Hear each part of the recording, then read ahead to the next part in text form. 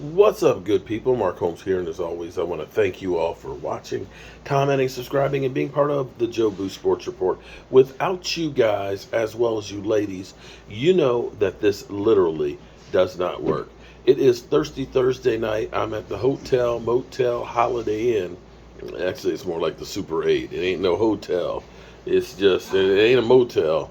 I don't know what you want to call it. It's kind of like middle of the road, you know. It's I, small town America, yeah.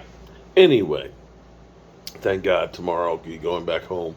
We got a lot of work done this week, and I feel great about that. Whew, I'm tired though. I want to sleep. I want to sleep. I want to sleep in my own bed. Okay. I want to be in my workshop and all. I want to drive. Yeah, he wants to get back to his gig on. He wants to get away from me. Yeah, I want to make the extra money. Yeah, okay. He wants to make that money. Anyway, we have some interesting news. This is the slow season, okay? This is the calm before the storm. Before we have, of course, training camp opening up in just a couple of weeks. But today, you know, the NFL announced that they're getting in bed with flag football and trying to make it an Olympic sport. Yeah. NFL, always thinking about the Benjamins, baby. But they also announced the semifinalists for the Pro Football Hall of Fame, and the Cowboys have not one but two. The Dallas Cowboys have an embarrassment of riches when it comes to great players in the past. You know, when I was talking to my kids, you know, last night in that live stream, you know, Rio and Philly 500 and Cop Pizzle and stuff, you know, they keep talking about, yeah, well, you ain't done nothing in the last blah, blah, blah. You know, at least the Giants have won a couple since then, and the Eagles have won one. It's like, yeah, I understand that. I understand it. But, you know, I got to see the greatest. I got to see the birth of America's team. I got to see more Hall of Famers play live before they were Hall of Famers. And so for the Cowboys to have two more in there, it's kind of a great thing, but it's not a surprise. One is Chuck Howley.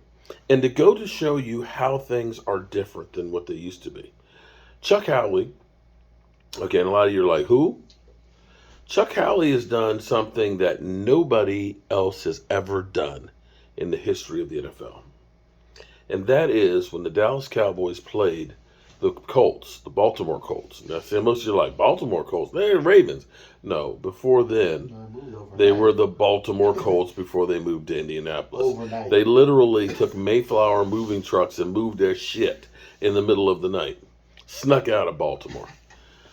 Anyway, in that Super Bowl against Johnny Unitas, Chuck Howley, linebacker for the Dallas Cowboys, ended up being MVP and was on the losing team. Nobody else has ever had that happen before. I want to bring this little snippet here because to let you know how much things have changed. So Howie played his first two seasons with the Chicago Bears and had a knee injury his first year. And it looked like it was going to be career ending because basically back then, pretty much if you had a knee injury, you were done. Howie was selected 7th overall in the 1958 NFL Draft by the Chicago Bears, playing for 2 seasons before retiring after what appeared to be a career-ending knee injury he sustained in 1959 at training camp. He played just 3 games late in that season and was inactive for 1960. He returned to West Virginia that year to take a job running a gas station. The number 7 pick in the NFL draft hurt his knee and went back to work running a gas station. Planning to permanently retire from football because he figured it's done. Howley decided to make a comeback in 1961, okay, in an alumni game. The Bears traded his rights to the Cowboys in exchange for a second-round pick, a second and a ninth for the 63 draft. So, this is where it really gets interesting. So, Dallas, of course, in their opening season was 0-11-1. And they were ass. They were ass. Chuck Howley said, and of course, after having his rights traded there and figuring the Colts figured he's done, I went back there because I decided there were better things to do than running a gas station. He also thought it would be a unique opportunity to be playing with the Dallas Cowboys since they were just getting started. And so he was a linebacker for the Cowboys, played in that first Super Bowl against the Colts, which they ended up going belly up, and ended up winning one the next year against the Miami Dolphins. What you have to understand is what this guy was. 5-time All-Pro, first team.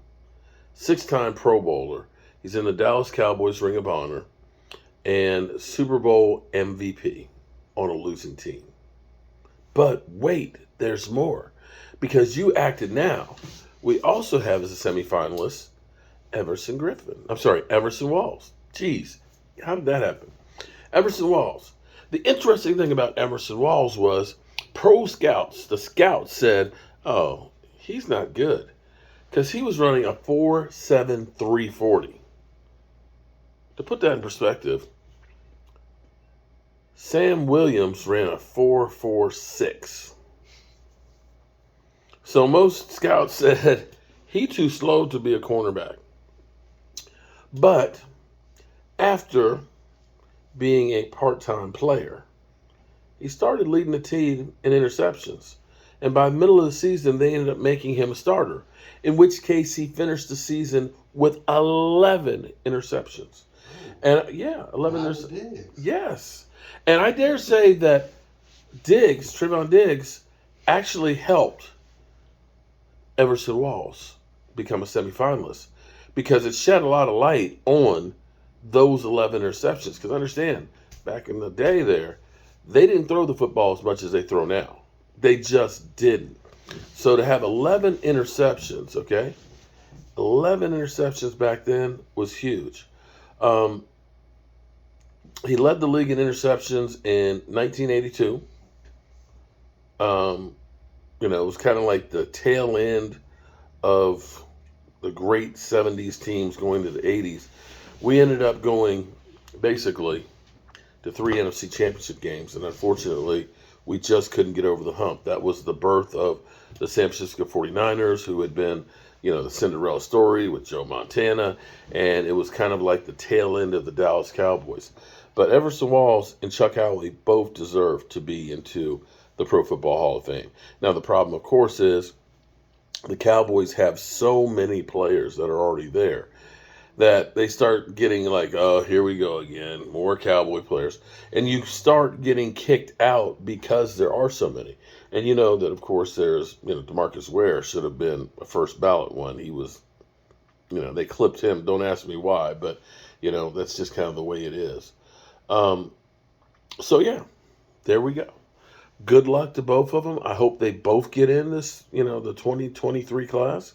We'll have to wait and see, but we'll find out just before the Super Bowl. I'm Mark Holmes, and I'm tired. I think I might go to sleep early tonight because I'm looking forward to being back home. But I appreciate each and every one of you guys. Peace.